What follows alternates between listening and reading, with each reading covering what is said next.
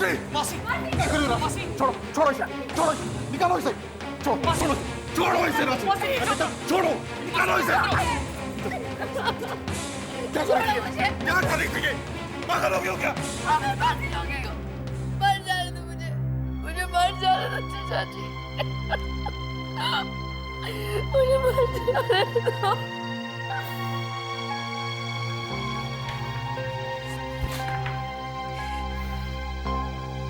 टीना, जाओ जाकर माँ को बुला कर लो। नहीं, उन्हें मत तकलीफ दीजिए।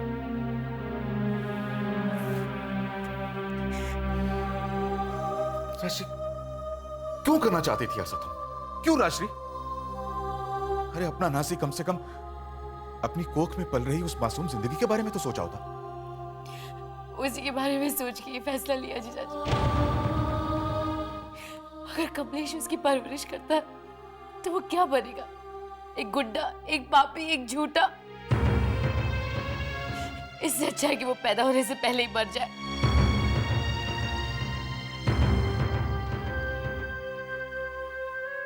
उसे खुद मारने की हिम्मत तो नहीं है मुझ में, इसलिए मैं अपने आप को ही खत्म करना चाहती हूँ। मौसी, किसने कहा है कि वो बच्चा बुरा इंसान ही बनेगा? क्या हिरण्यकश्यप के घर पे प्रहलाद पैदा नहीं हुए थे? वो जमाना कोई और था पंचम। मेरी कोख में कोई देवदूत नहीं पल रहा।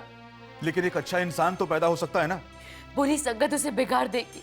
हम उसे हर बुरी संगत से बचाएंगे राशि। जब कानून उसे नहीं बचा सकता कमलेश से, तो आप क्या बचाएंगे?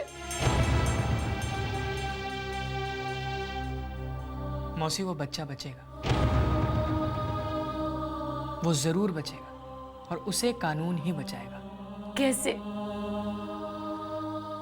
आप लोगों को याद होगा कि वकील साहब ने कहा था कि अगर बच्चे के नाम के साथ कमलेश का नाम बाप के तौर पे जोड़ा जाता है तो वो बच्चे का हकदार हो जाता है।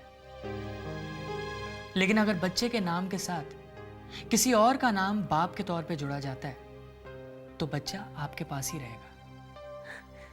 तो क्या कहना चाह रहा है पंचम? मौसी, अब तक हम आपको अपनी माँ मानते आए हैं। अब आपका सचमुच में हमारी माँ बनने का वक्त आ गया।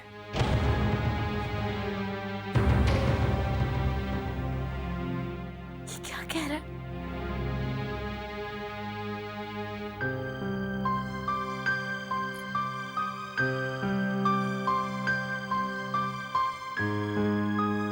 डैड, आप मौसी से शादी कर लीजिए।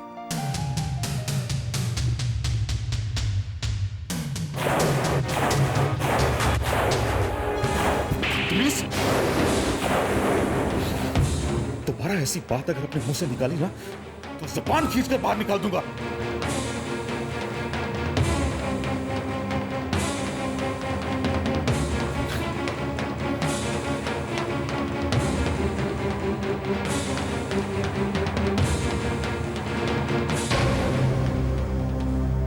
Idiot! बिना सोचे समझे कुछ भी बोल देता है लड़का। बिल्कुल नहीं सोचता कि इसकी बात का क्या असर होगा, कोई क्या सोचेगा। जो बात मैं कभी सोच भी नहीं सकता था वो बात बोल गया आज।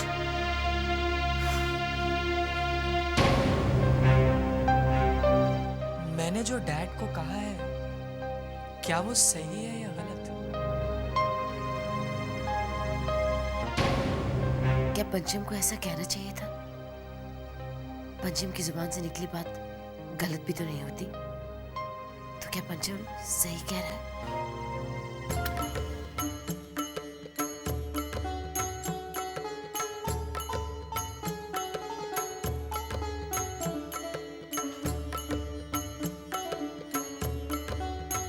भगवान, राजश्री और उसके बेटे की रक्षा करना।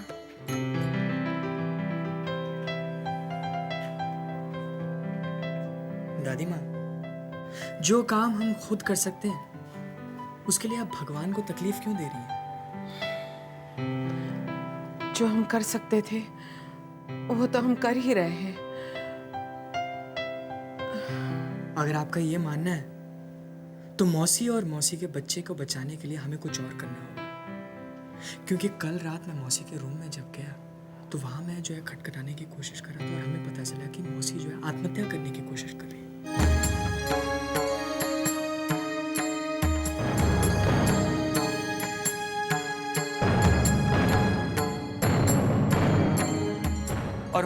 फिर थप्पड़ मार दिया। डैड ने जो कुछ भी किया वो जस्टिफाइड था, लेकिन मौसी को आज हमारी जरूरत है। हमारी मुश्किल में मौसी हमेशा हमारे काम आई है, तो क्या हमारा फर्ज नहीं बनता है कि आज हम उनकी मदद करें?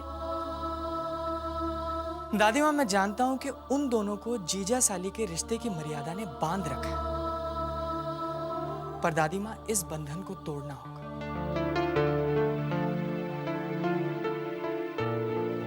और इस बंधन को सिर्फ आप तोड़ सकती हैं दादी माँ। प्लीज इस बंधन को तोड़ दीजिए, क्योंकि अगर मौसी का बच्चा खतरे में होगा तो मौसी भी खतरे में होगी। और दादी माँ, अगर आप मेरे कहने पर उस बच्चे की जान बचा लेती हैं तो मुझ पर से जो वसुंधरा जी के बच्चे की हत्या का पाप चढ़ा है उसका बोझ थोड़ा कम हो जाएगा।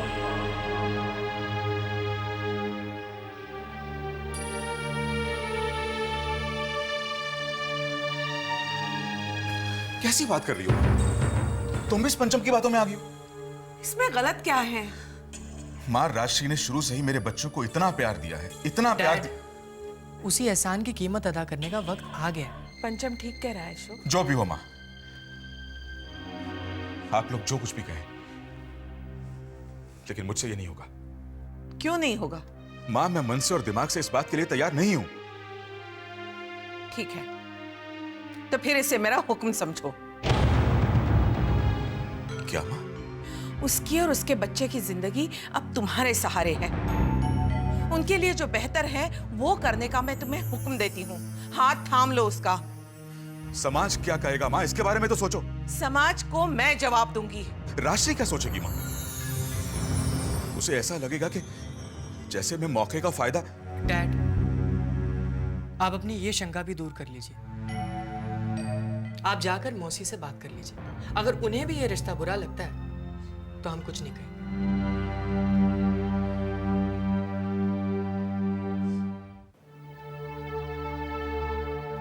राशि, वो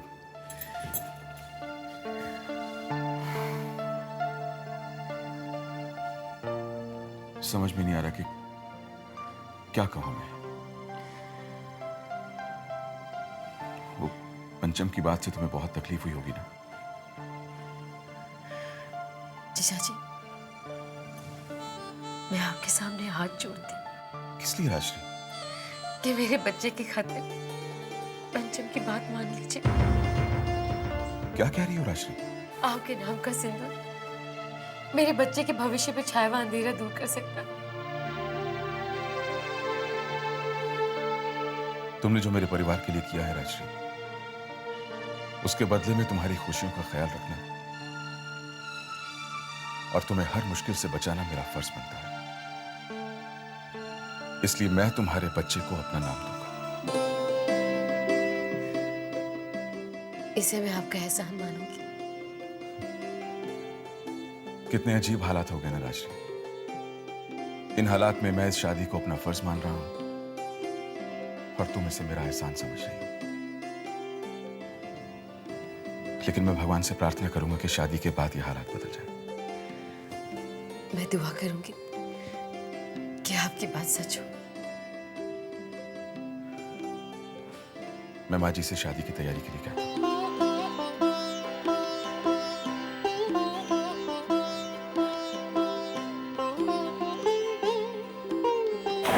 फोन क्यों किया? क्या तुम सच कह रहे हो? ठीक है।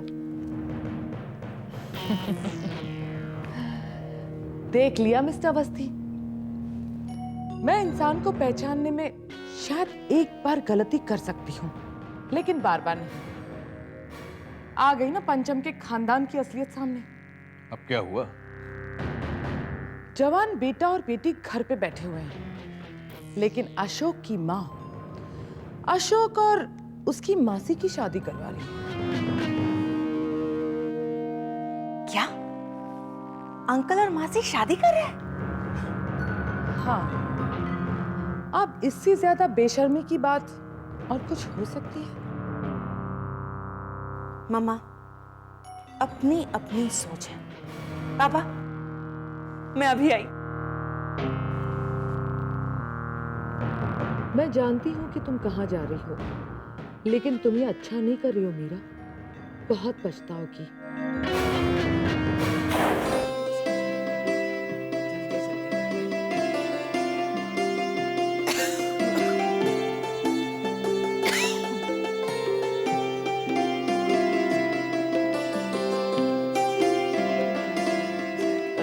बात दरअसल ये है मल्होत्रा साहब कि अशोक नहीं चाहता था कि ये शादी बहुत धूमधाम से हो, इसलिए हमने इस बार ना सिर्फ खास लोगों को ही इनवाइट किया है। माँ जी, दूल्हा दुल्हन को बुलवा लीजिए, फेरों का समय हो गया है। हाँ जी। अरे मुझे बुला। हाँ, पंचम कहाँ है? पंचम? हाँ। एक मिनट अल्लाह। No problem. क्या हो दादी? पंचम, मेरा इनहेलर कहाँ है? दादी मैं ऊपर वाले कमरे में पड़ा हूँ, मैं अभी लेकर हाँ ठीक है, अभी मत लाना, पहले ये मौसी को ले आ। लेकिन दादी माँ आपकी तबीयत ठीक नहीं लग रही है, मैं इनहेलर लेके आता अरे हूँ। आज मैं मरने वाली नहीं हूँ। तू जा, मौसी को ले आ, इनहेलर बाद में लाना।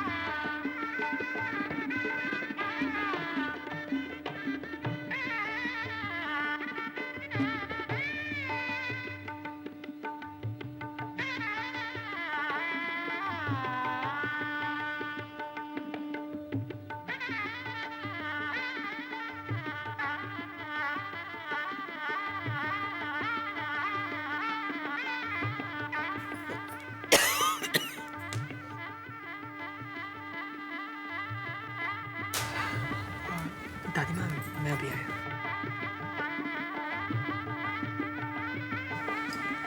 ये बुक आपके लिए।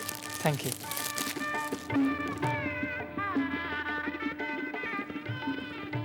Thank you Meera.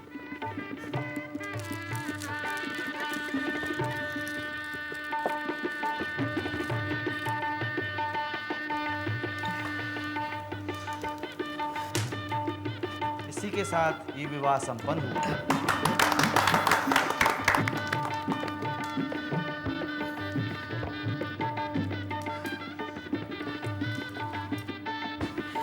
भगवान तुम दोनों को हर बुरी नजर से बचाए। अब तुम दोनों नया जीवन शुरू करने वाले हो। पुरानी जिंदगी का साया भी मत पड़ने देना।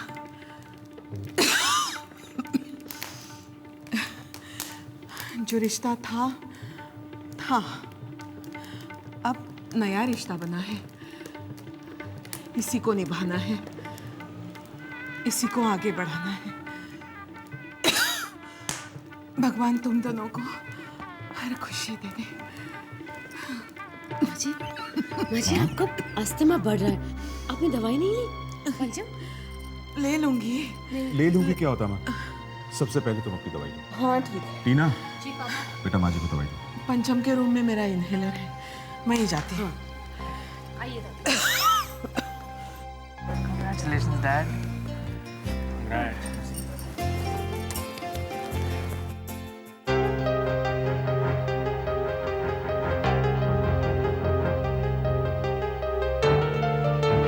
मिस्टर अशोक रमन,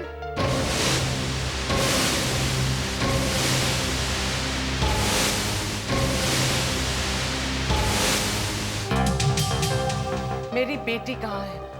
मिसेज अवस्थी, इस तरह शरीफों के घर में आकर चिल्लाने से बेहतर है कि आप अपनी बेटी को अपने घर जाकर ढूंढें। अरे तुम लोग उसे मेरे घर में रहने दोगे तभी वहां ढूंढूंगी ना।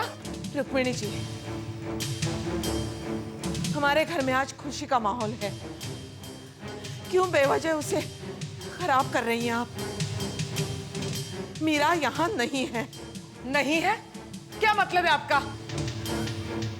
इतनी उम्र हो गई, झूठ बोलते हुए शर्म नहीं आती आपको? रुक्मणी,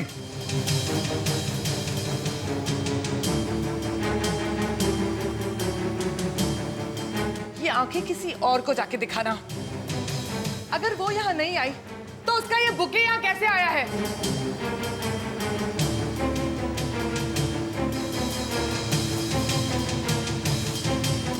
वो बुके मीरा की तरफ से दुकान वाले ने भेजा था। एक और झूठ। उसे क्या जरूरत है झूठ बोलने की? इसे क्या? तुम्हारे पूरे खानदान को जरूरत है झूठ बोलने की।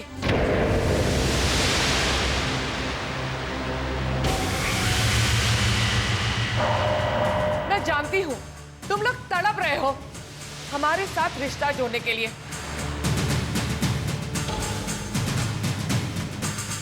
लेकिन एक बात आप लोग कान खोल के सुन लीजिए। आप लोग अगर मेरे दरवाजे पे आके नाक भी रगोगे ना, तो भी मैं तुम लोगों के साथ अपने घर का रिश्ता नहीं करूंगी। सुना आप लोगों ने? तुम आज सबके सामने अपना असली परिचय खुद दे रही हो। हम जैसे शरीफ लोग तुम जैसों से रिश्ता जोड़ने से पहले 10 बार सोचेंगे, फिर भी इनकार ही कर देंगे। शरीफ? मैं अच्छी तरह से जानती हूँ आप कितने शरीफ हैं। आपका ये पोता अपने ही चाचा और ताऊ की दौलत हड़प ली उसने, वो भी धोखे से। फिर उसने मेरी बेटी का बलात्कार किया। और आपका ये बेटा, इतनी उम्र हो गई है, जवान बेटी घर में बैठी हुई है, लेकिन ये अपनी साली को यहां रखे हुए हैं।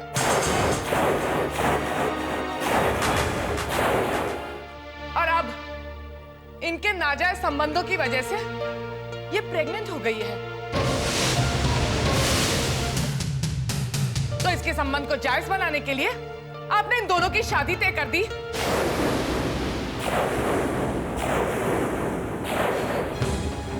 शर्म आपको नहीं आती? ये होती है शराफत। आंटी, अगर आपने दादी माँ का और अपमान किया ना, तो मैं ये भूल जाऊंगा कि आप मीरा की मॉम हैं। तुम इनके मान अपमान की बात कर रहे हो? अरे इन्हीं के कहने पे ना तुमने अपने चाचा और ताऊ से जायदाद हड़प कर ली। अरे वो महाभारत तो द्रौपदी की वजह से हुआ था, लेकिन तुम लोगों के घर का महाभारत आपकी वजह से हो रहा है, दमयंती देवी। सुना आपने? आपकी वजह से।